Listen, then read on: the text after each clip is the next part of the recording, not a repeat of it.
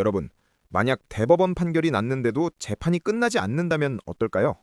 사실상 사심제라 불리는 재판소원법이 국회 법사위를 통과하면서 대한민국 사법체계가 유례없는 대격변을 맞이하고 있어요. 확정 판결이 뒤집힐 수 있다는 소식에 법조계는 지금 그야말로 폭풍 전야예요. 이번 개정안의 핵심은 대법원 판결이 헌법에 어긋날 경우 헌법재판소에 다시 판단을 맡기는 재판소원이에요. 억울함을 풀 마지막 기회라는 찬성과 끝없는 소송지옥의 시작이라는 반대가 팽팽하게 맞서고 있죠. 판결의 마침표가 사라진다는 건 우리 삶에 어떤 영향을 줄까요? 여당은 사법개혁이 시대적 사명이라며 이달 중 본회의 통과를 공언하며 속도전을 벌이고 있어요. 반면 대법원은 헌법 개정 없이 법만 바꾸는 건 명백한 위헌이라며 전례 없는 강력한 반대 의견을 냈죠. 입법부와 사법부가 정면으로 충돌하는 이례적인 상황이 벌어지고 있는 거예요.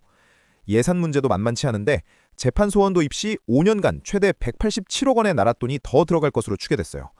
독일처럼 도입해도 인용률이 0%대에 그쳐 실효성 없는 고비용 저효율 제도가 될 거란 우려도 크죠. 단순한 법 개정을 넘어 우리 세금이 걸린 문제이기도 해요. 대법관 수를 14명에서 26명으로 2배 가까이 늘리는 법안도 세트로 묶여 통과됐어요. 여당은 재판 지연을 해소하기 위한 대책이라고 말하지만 야당은 사법부 장악 시도라며 의심의 눈초리를 보내고 있죠. 대통령이 임기 중 대량으로 대법관을 지명할 수 있게 되기 때문이에요.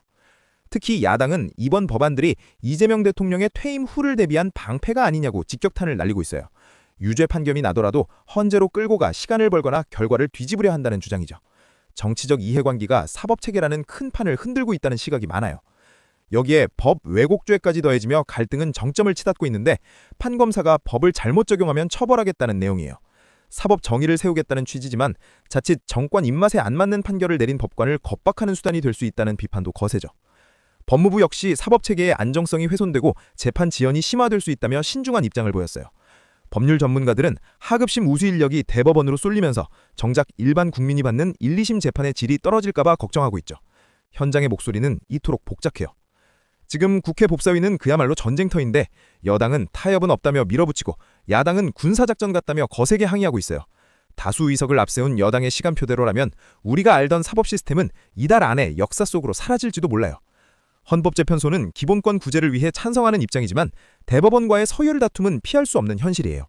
두 기관의 판단이 엇갈리면 국민은 대체 누구의 판결을 최종적으로 믿고 따라야 할까요? 사법부의 권력의 무게추가 이동하는 역사의 변곡점이에요. 검찰의 보안수사권 폐지 논의까지 겹치면서 사법 개편의 판은 더욱 커지고 있어요. 이재명 대통령은 예외적 허용을 언급했지만 여당 강경파는 완전 폐지를 주장하며 정면 돌파를 시도 중이죠. 국가 수사 역량이 약화될지 민주적 통제가 강화될지 의견이 갈려요. 결국 이 모든 갈등의 핵심은 누가 사법 권력의 최종 열쇠를 쥐느냐에 있다고 볼 수 있어요. 여당은 국민의 신뢰를 잃은 사법부를 수술해야 한다고 보고 야당은 권력이 사법부를 삼키려 한다고 경고하죠. 각자의 명분 뒤에 숨은 진짜 의도는 무엇일까요? 경제계도 긴장하고 있는데 기업 간 분쟁이 사심제로 넘어가면 경영의 불확실성이 극도로 커지기 때문이에요. 판결이 확정되어도 헌재 결정까지 몇 년을 더 기다려야 한다면 그 사이 기업의 운명은 어떻게 될까요? 돈의 흐름도 법의 안정성 위에서 움직이는 법이죠. 만약 여러분이 승소했는데도 상대방이 재판소원을 내서 확정이 안 된다면 그 스트레스를 감당할 수 있을까요? 권리 위에 잠자지 않는 자를 보호해야 할 법이 오히려 갈등을 무한정 연장하는 도구가 될 수 있다는 우려가 나오는 이유예요. 정치권의 속도전은 이제 멈출 기미가 보이지 않으며 야당은 무제한 토론으로 맞서겠다고 예고했어요. 하지만 수적 열세로 인해 본회의 통과를 막기엔 역부족이라는 관측이 지배적이죠. 대한민국 사법사에 가장 뜨거운 한 주가 다가오고 있습니다. 사법개혁이라는 아름다운 이름표가 붙었지만 그 속에는 권력과 권력이 충돌하는 날선 칼날이 숨어 있어요.